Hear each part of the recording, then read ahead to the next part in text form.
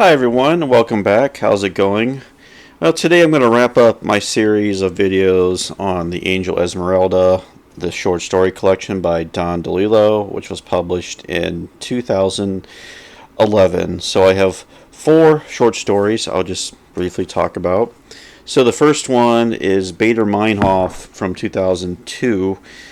This is a story. It's set at a museum, at an art museum.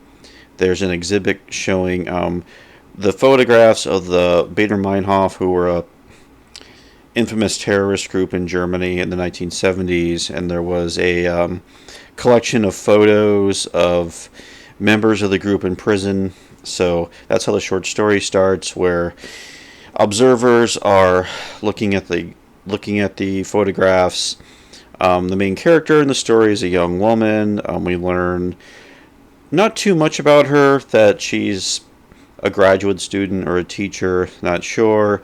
And this man approaches her while she's looking at the exhibit, and he kind of starts to quiz her about the art. And he seems to be like feigning ignorance, where he'll ask her questions like, well, like, what does this all mean? Or, geez, what do you think about this? But it's clear as they keep talking that he's trying to kind of gauge her a little bit, and like, kind of like playing like a head game with her at first. And they keep talking, and he's weirdly passive aggressive in the way he interacts with her.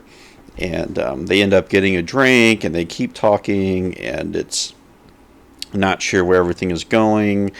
Eventually, she invites him back to her apartment, and I think I'll leave it there, where the story kind of moves where you expect it to go at that point, into some fairly ominous territory.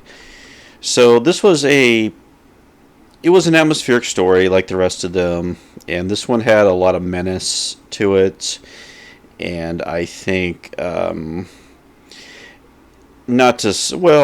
what happens at the end of the story, like the awful thing you expect to happen doesn't happen, but what does happen is almost worse. It is not worse, but just as bad almost, if that makes sense. So it's like this encounter that went quite wrong. So this is on DeLillo, Baader-Meinhof story.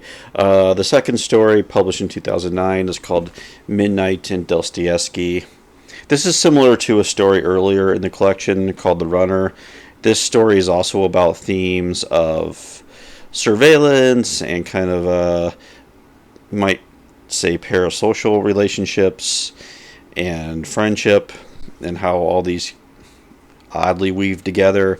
It's set at a college, and there's two students, the narrator and their best friends, and they go out on walks a lot in the wintertime, and they see this old man always out walking who sort of intrigues them. He's wearing this parka, and for some reason these two students are really fascinated with the jacket this older man wears, and they start to create like their own narratives about the kind of life this old man has led. Like, at first they think he's German, then they think he's Russian or Eastern European, so they're projecting all sorts of identities onto this person.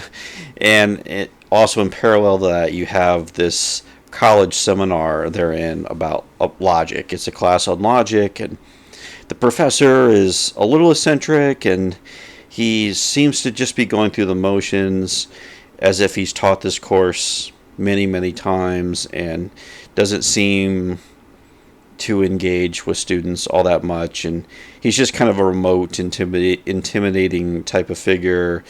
And then they start thinking the professor is the son of this old man that they've been following around. There's the narrator. There's a female student in the class, and he tries to strike up a conversation with her, but he can't get the nerve to do it. And like one day she says, well, you should say something at least. She's clearly on to him, and the conversation doesn't really go anywhere, but she does have a few things about the professor. She says that she saw him in a diner one time, and he was eating this huge meal, and he was reading Dostoevsky, and said that she saw him a couple times, and every time she saw him, he was always reading Dostoevsky. So that's where the story goes, and eventually, the culmination of the story ends in the fracture of this friendship between the narrator and the person that they're both fascinated with. The conflict comes down to his friend wants to actually go talk to the guy and get his story, and they get into a fight over it. So that's Midnight Dostoevsky. I'm kind of one of those about watching people, about odd, kind of distant, remote relationships that, I don't know, people who fascinate us that we see all the time, and we don't really learn anything about them. The way we project identities onto strangers. So yeah, this one was okay. It was okay. And let's see, the third story. This was one of my favorites in the collection, called Hammer and Sickle. This was published in 2010. This was almost more of a probably the most humorous story in this collection. It's set at a white-collar prison and minimum security prison. And a lot is... DeLillo loves to play with that phrase throughout the story. What does that even mean, a minimum security prison? And it's actually quite funny. And there's another narrator, and he's in there, and all these guys are in there for like financial malfeasance or insurance fraud of some sort, insurance fraud or anything.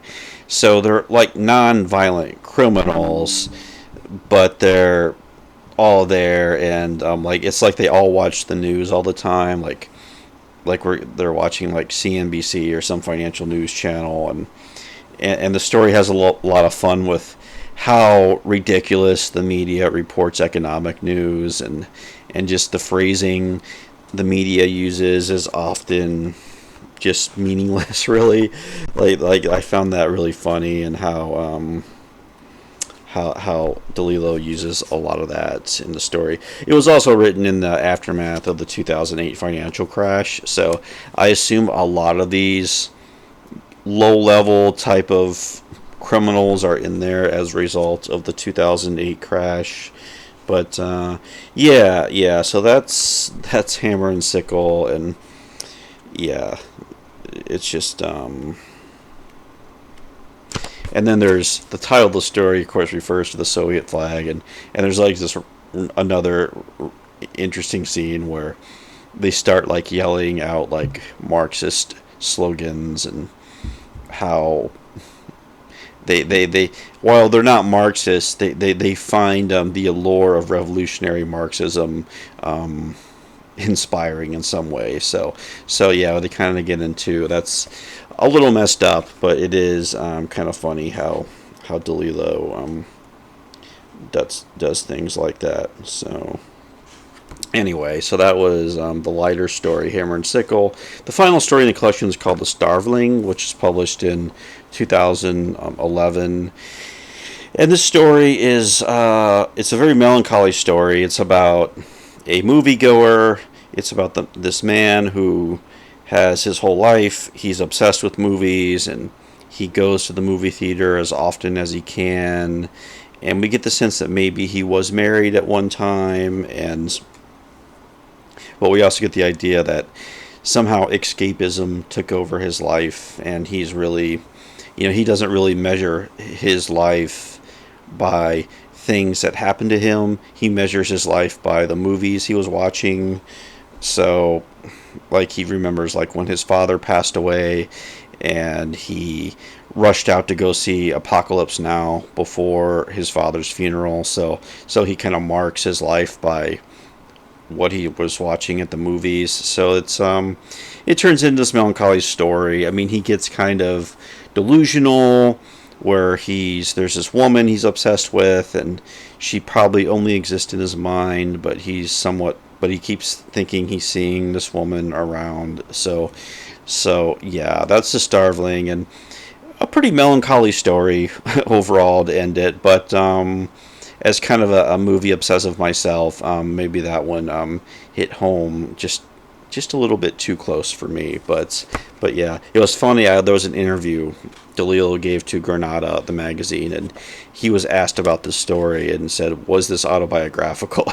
And he's like, "No, no, absolutely not." He goes, "I have nothing in common with that character." So, I think DeLillo, if you read his novels, I mean, he's clearly really into cinema, no doubt about it. So, but I found that funny how he got very defensive, or maybe he was joking around. I don't know.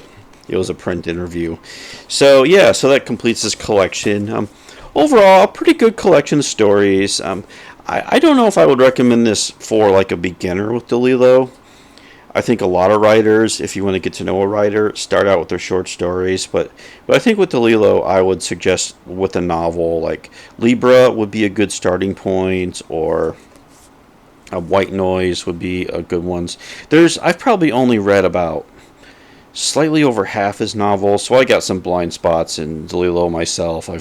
I've not read his more recent work in the past decade, and there's some books he wrote like in the late 70s, early 80s that I've not read.